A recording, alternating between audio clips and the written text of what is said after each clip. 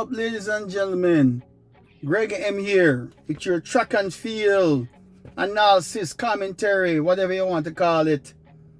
You know, I'm in my car, so the video might be a little dark. Turn on some lights. Yeah, it's a little better. But anyway, want to talk about the 100. Good morning to all my subscribers. But here it is from a two-time Olympian relay specialist 4x1 for Jamaica. Silver medalist 1984 for the 4x1 second leg. You know, just to give you a little background, you know, so I do have some experience to talk about some of these things. But what a run. I was disappointed. I'm still recovering from my trip to Jamaica, my vacation. So I didn't get up, man. I was having a hard time getting up to watch the semifinals. But as you all know, y'all seen the semifinals. But what a race.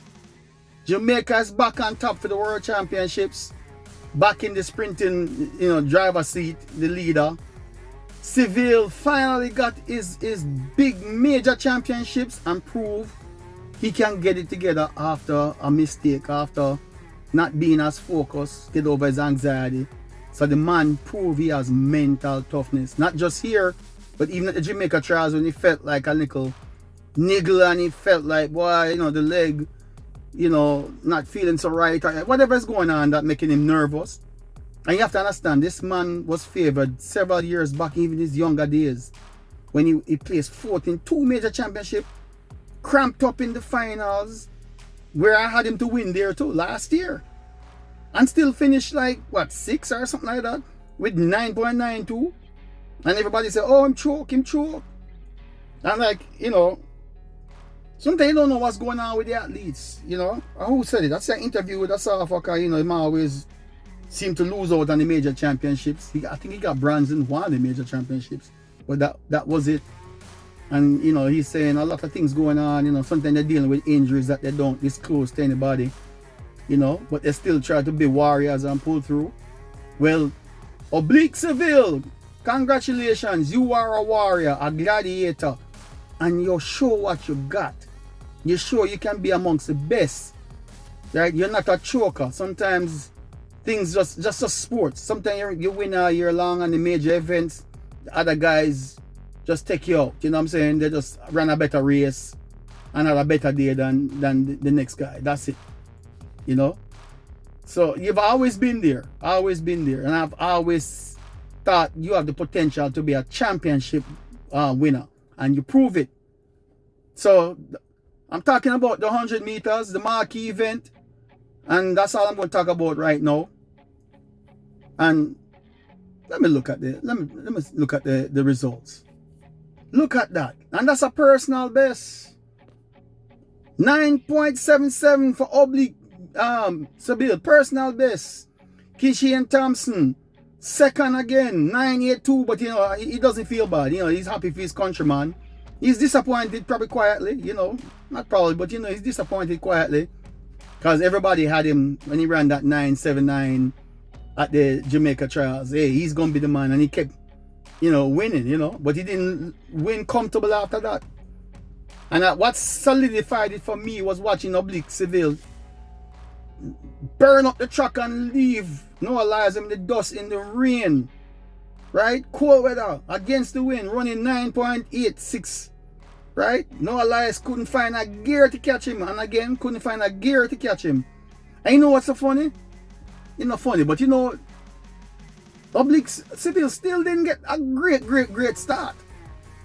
It looked like to me Kishian had a good start. No, Elias got his coming out the blocks kind of slow, but he keeps relying on that top end, and that top end is not working anymore, bro. It might work for if the other runners are only a 10 flat runner, but still give it up to Noah Lyles. Him come back after a long season, kind of a late start out the block and run a 9.89 still. So you know, he's going to be dangerous in the 200 running at 9.89. So he's going to go for that goal now, because he's not going to be happy that he lost his title in the 100. But hey, everybody wants to repeat like both, you know. Bednarik disappointed. You can see when him leave the track, very disappointed after him have a good run in the semis with Kishian Thompson. Yotoa, what a lucky man. In the semi-finals, fast started out. You know what I'm saying? But they gave him a lucky break. You know, like I said, you know, those officials have discretion. And sometimes I like it. As when you have good runners in the race, you don't necessarily want to throw them out, even though they didn't give both that several years ago. They tossed them out. Ajayi, who ran that fast race with Seville had to chase him down in the first round, couldn't repeat. Like I tell y'all, you know, it's who can manage the rounds and who has the best condition in the end that can repeat. And a lot of these guys, they usually can't make it in the second round. They don't do as well. They can only do a one and done good run and can't repeat. And that has to do with your conditioning and your race management. These guys come out in that first round running hard. Ajayi and what's his name, Leotola, was feeling good, like, yeah, I'm going to semis now. I send a signal. They got them running scared. But you have to repeat that and manage the atmosphere, the conditions, keep your mental, you know, focus, keep that mental toughness. Let's see Tobago, he got tossed out like both. He would have been in there also. He probably would have been there. I don't think he would have medal, but he probably would have gotten maybe like fourth. You know, he probably would have beaten Bednarik, or he would have gotten fifth and beat Leotola, because I think he would have run better than 9.95. But he probably could have beaten Bednarik. You know, so Bednarik to me is a more dangerous 200 meter runner. Anybody that runs 100 and have 400 meter strength and running 100 in 989 and 992s and 995s are going to be dangerous in the 200s. So they can get over their disappointment in the 200. But put some respect on the one and only Oblique Seville. Congratulations, my homeboy. You and Gen Mills pulled it off and showed the world what you know you could have always done. And you put it together. You put it together. Right? Everything came together. And I think I saw him after the race saying, put some respect on my name. You know what I'm saying? Because it's hard to watch people coming, you know, you might glance on the internet and or someone whisper in your ears, boy, you know, them talking bad about you, you know. You know, them talk about how your head weak, you're choker. Them lose faith in you know, go run good. Ain't so quick people like to jump ship. If y'all watch my previous video, I said he fell asleep in the blocks and he has to keep his mental focus. Because if he can't get himself together and keep his mental focus and find some you know, some mental strength, he's not going to win a major championship if he keep making his anxiety get the best of him. And I said, I still have him to win. He's still my pick to win. I said, Kishan Thompson, he will win if he's out there and can hold everybody off. But if they pull up legs to him, anybody that challenges him, he tends to get a little tight and can't answer. And that's what, you know, fortunately, it was his own boy Oblique who pulled up and pulled past him. And he was able to hold off Noah Lyles. Still a good, you know, clear distance from second to third. So he beat Noah Lyles even more convincingly this time. And I think it's only going to get tougher for Noah Lyles going into 2028. Because these younger people coming up. So watch my second video if y'all don't believe me. I didn't get up to give my predictions, but I already kind of made it in that last video previous to this one. That I'm still going with Oblique. You know, I said he will lose if it, you know, can't keep his mental focus together and he just, for some reason, just bad luck and get a cramp again, or just didn't react out of the blocks good, you know, and just can't, you know, psych out himself and lose. But he didn't do that. He keep his focus together like I thought he did. But he scared everybody when he fell asleep yesterday. So, big ups, and them should give this man a big celebration when he get back. And people need to stop being bandwagon. You know what I'm saying? Them bash the man, you know. I think I hear us off, Paul said. Sometimes you don't know what's going on behind the scene. They really could. Some people are just very fragile and them, you know, them can't, the body just can't manage rounds, or they're not, for some reason, you just pick up a little injury, but you're not trying to tell nobody because you don't want everybody to say you're making excuses if you lose, or, you know, that kind of thing. So, Oblique Seville, man. I'm happy for the young man. Happy for the young man now. Now let's go back to the women now. The women final.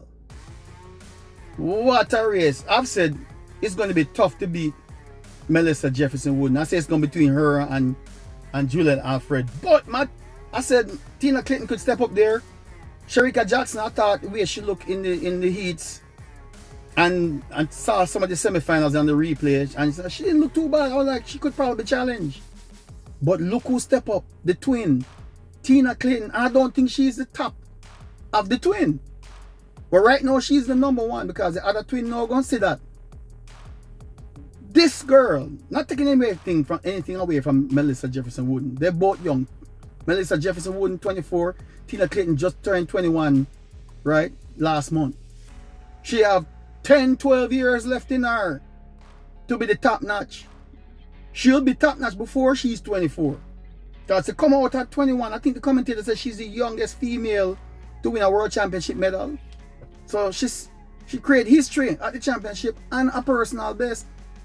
10.76. Her sister is got to be like, oh, it's on. It's going to be the twins. The twins are going to be the future of Jamaica sprinting. Right? As long as they keep their focus, they keep the mental toughness, they keep working hard, and the coach, keep working with them, they're going to be tough to beat in the future. But right now, it's Melissa Jefferson Wooden, top of the world, unbeaten in the 100, 10.61. The way she's running, if there was another race, maybe like 2 weeks after this, she could probably get down to a 10.5 like Elaine Thompson hero. And don't think she not looking at the 10.5 for next year. Alright, maybe might test for the 10.4. She might, the new sprinter to look to test is a US sprinter. No, the US is like another US athlete to take the world record or equal the world record. The so-called world record by Florence Griffiths Joyner. But Tina Clayton, I'm proud of her. Julia and Alfred, I thought would have definitely got second. But look at this. Tina Clayton wallop Julia and Alfred. She said, oh, wait a minute. Hold my drink. I'm coming for the top two. And Julia Alfred could only hold on for 10.84. Tina beat her to second convincingly. Wasn't even tight. Shericka Jackson. Julia Alfred got third. Still, she medal again, so she consistent. No, she disappointed though. Shericka Jackson, 10.88. That's a season's best for her, so she's coming back. So she could still be dangerous next year. But it's going to get tougher for her as she got older. Sha'Carri, season best 10.94. Sha'Carri looked worried all the rounds to me. She almost didn't make it to the final again. But there was no coming out and surprising everybody for the goal this time. Them other girls was too tough, man. Shelly Ann, Jamaica Sprint Queen. Kudos, she go like a warrior. 11.03. I predicted she would get 5th or 6th. I didn't really think she could get a medal unless she was running at least some 10.7s high, 10.8s lows to have a chance for a medal. You know what I'm saying? But I thought she could get, between 5th and 6th, and she ended up with 6th. So Marie, again, she looked good in the rounds and previous races, but she just couldn't take, her body can't last the rounds, man. She can run a 1 race or a second race, a 1 or 2 race. She can't manage three rounds, it look like. Dina Asher Smith, same thing. Can't manage the rounds either. 11.08, keep missing out. What a disappointment. What a disappointment, man. She try. But big up to Melissa Jefferson Wood, man. She's gonna be dangerous going into 2028. But look out, Tina Clayton, and you have Tina, right? Man, you have Tia and Tina Clayton. I was trying to remember the other name. Two of them have a T. I always mix them up. Them girls are going to be coming after Melissa Jefferson Wooden. This is a big confidence booster. When I say big, I mean really big for our Jamaican new up and coming female sprinters. Right? Kudos to her. To me, that win is more impressive than even Melissa Jefferson win. Being that this is a young girl, right? On the world stage at 21. It's very tough for 20, 21-year-old to come and medal, you know what I'm saying? And keep, improving. Man, don't be surprised to see Tina Clayton running more 10-7s next year and get down to 10-6 too. You know what I'm saying? She taking over from Shelly and Fraser Price and Shericka Jackson. Now, Shericka Jackson now could still be dangerous in the 200 now. Now she run that 10.88, but it's going to be tough, man. There are a couple of women out there that, Julia Alfred, Melissa Jefferson, Gabby Thomas, they're going to be coming gunning, you know what I'm saying? So, that's my take on that, man. Congratulations to Melissa Jefferson Wooden, man. She earned that and she deserved it, right? And she proved that she's the best. Can't take nothing away from her championship record, 10.61. And she in the same training camp with Shakara Richardson. So, got two top gladiators in that camp that to continue pushing each other. But Jamaica got enough gladiators. The twins, Tia and Tina Clayton, Shericka Jackson still in the camp to push each other. Wow. I'm going to watch that race again. Right? So, we're looking forward for a good run in the 400, for the 400 women. I'm looking to see what Sydney McLaughlin, Lavrona going to do. You know what I'm saying? Paulino, man. That lady from Bahrain, Nasir ran a 48, the last race coming in.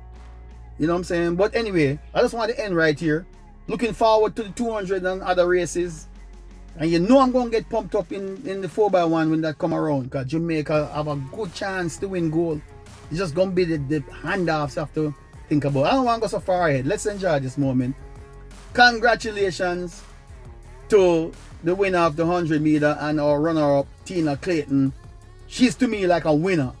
And Seville, the winner, the man finally rise and earned it. He really earned it after so many disappointments. And that's probably, his win is probably the best and the sweetest win out of the whole 2 days of this event. Big ups to Jamaica and looking forward to more good performances. Alright, that's it, ladies and gentlemen. Until later on, we'll talk again.